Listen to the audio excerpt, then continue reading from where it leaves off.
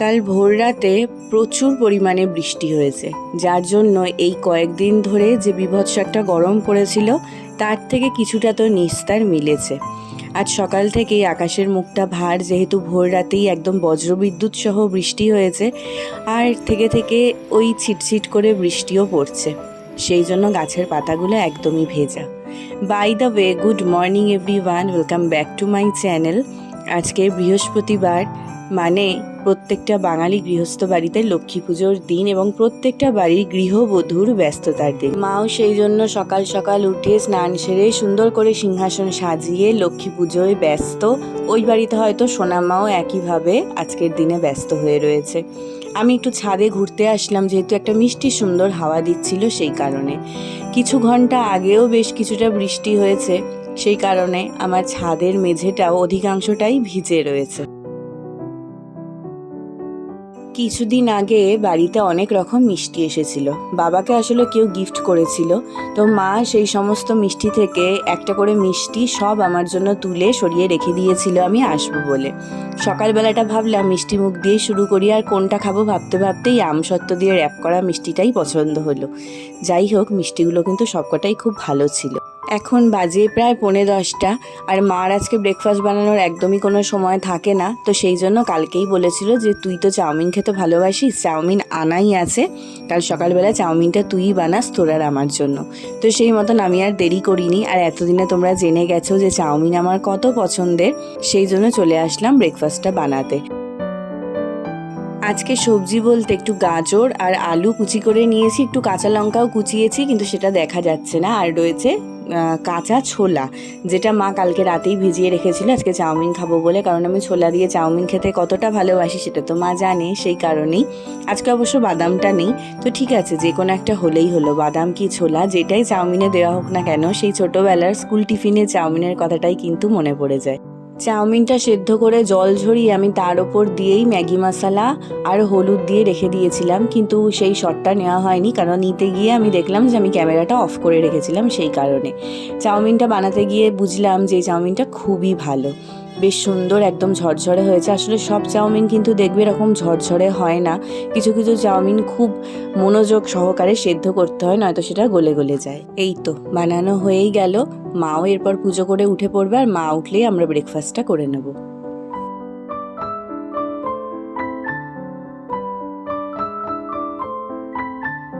কি সুন্দর লাগছে না বলো আকাশটা দেখতে? এখন প্রায় সন্ধ্যা হয়। তোমাদের সাথে আমার আবার অনেকক্ষণ পরে কথা হচ্ছে। অপূর্ব সুন্দর আকাশটা ঘরের জানলা দিয়ে দেখতে পেয়েই ছুটে আমি চলে এসেছি ছাদে। তবে বেশিক্ষণ আজকে আর ছাদে থাকা যাবে না, কারণ এখন এক জায়গায় যাব। চলো আগে যাই, তারপর তোমাদেরকে দেখাচ্ছি। যেখানে আসার কথা ছিল সেখানে কিন্তু আমরা চলে এসেছি। তোমরা হয়তো থাম্বনেল দেখে এতক্ষণে বুঝেই গেছো আমি কোথাকার কথা বলছি। আর এই যে আমার সাথে যে ম্যাডাম এসেছেন, কিভাবে ফোনে ব্যস্ত খালি দেখো। তো হঠাৎ করে ক্যামেরা খুলতেই ও ফিক করে হেসে দিয়েছে। এখন যে ব্যাকগ্রাউন্ডটায় ভিডিও করছি সেটা তোমাদের একদমই চেনা ব্যাকগ্রাউন্ড নয়, কারণ আমি এখানে এসে এর আগে কখনোই ব্লগ করিনি, আর বিয়ের আগে একবার এসেছিলাম, আর আজকে আসছি এই নিয়ে দ্বিতীয় দিন। তোমরা নিশ্চয়ই বুঝে গেছো এতক্ষণে যে আমি এসেছি আমাদের বান্ধবী ললিতার বাড়িতে, মানে শ্বশুর বাড়িতে, আর সে এখন গেছে তার দুই বান্ধবীর জন্য চা বানাতে।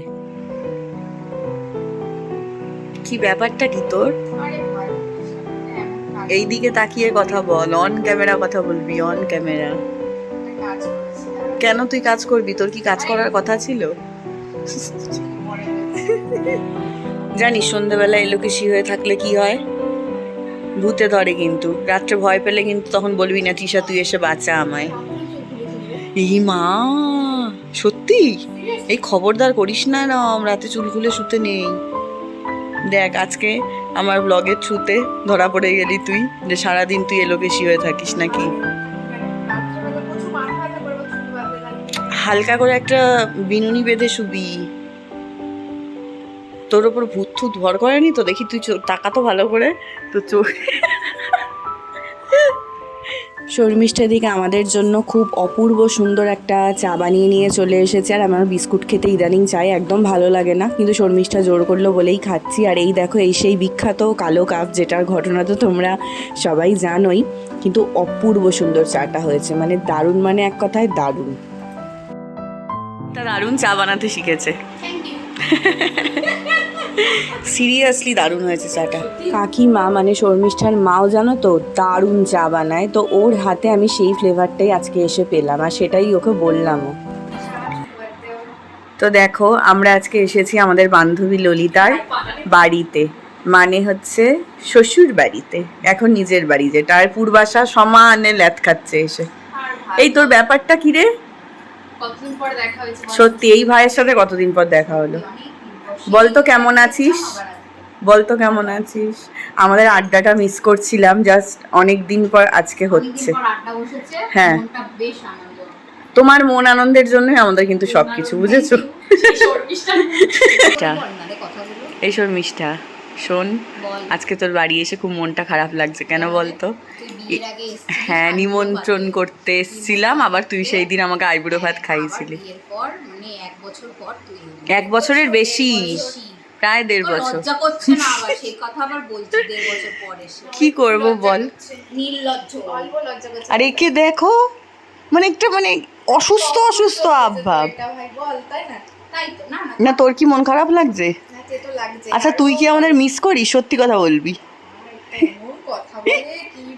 বল বল বল, আর সত্যিটা বলেই দে। হ্যাঁ, আজকে অনেক আমরা এইসব নিয়ে আলোচনা করছি। দেখি তো চোখে জল আছে নাকি। এই যে এরা এত আমাকে দুষছে, এই দোষাটা কিন্তু একদমই উচিত না, কারণ আমি আসি কদিন বল এখানে? আমি 3 মাস পর আসলাম, আর এসেই প্ল্যান করে নিয়েছি আগে কতক্ষণে বন্ধুদের সাথে দেখা সাক্ষাৎ করব। 2-3 বার প্ল্যান হচ্ছে, আসবো অনেক কিছুতে আসা হয় না, সমস্যা। ওই জন্য আজকে বসে আমরা গল্প করতে পারছি, কিন্তু ফাইনালি কিন্তু একটুতেই মনে হচ্ছে কতটা সময় চলে যাচ্ছে। সত্যি সত্যি হুড়হুড় করে যেন সময় কেটে যায়। এখানে বেশ সময়টাকে যদি আটকে দিতে পারতাম খুব ভালো হতো। আমরা এখন বসেছি শর্মিষ্ঠার বিয়ের অ্যালবাম দেখতে। বউ ভাতের না রে এটা? হ্যাঁ হ্যাঁ, এই বাড়ির এটা। কি ভালো লাগছে, ফ্রন্ট পেজটাই দারুণ লাগছে।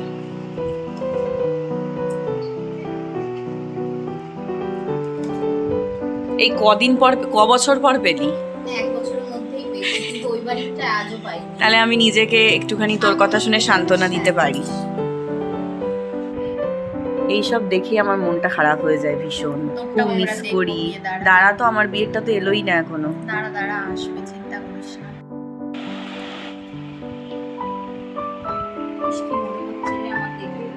এই যে এত সুন্দর ক্যাথ মেরে ছবিগুলো তুলেছিস খুব ভালো, কিন্তু এই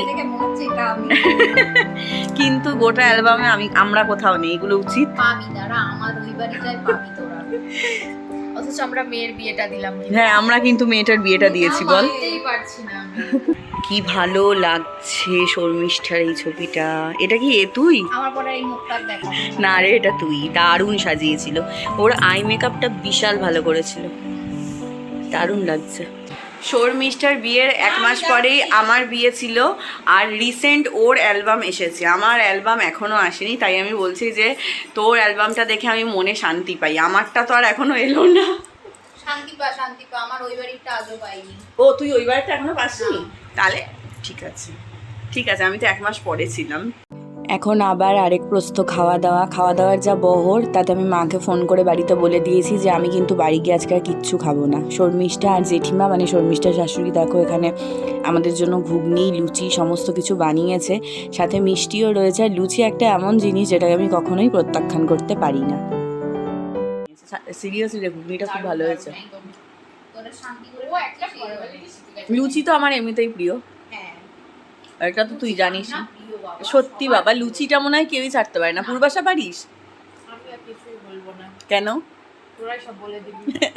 আচ্ছা, অনেক গল্প করেছি, এবার কিন্তু বাড়ি যেতে হবে শর্মিষ্ঠা দিদি, বুঝলেন?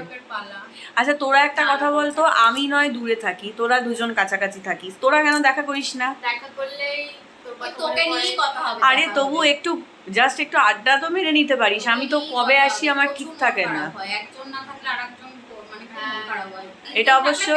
এটা অবশ্য ঠিক। এর আগে একদিন পূর্বাশা আর আমি হনুমান মন্দির গেছিলাম, আমরা ওর কথাই বলে গেছি বসে, আমাদের আর অন্য কোনো টপিক ছিল না। হ্যাঁ, তুই সাবধানে থাকিস, ভালো থাকিস, সেটাই। আবার দেখা হবে তাড়াতাড়ি, এই আশায় প্রতিবার থাকি। চল টাটা। চলো ব্লগটাও এন্ড করি, ভালো লাগে লাইক শেয়ার করো, বাই।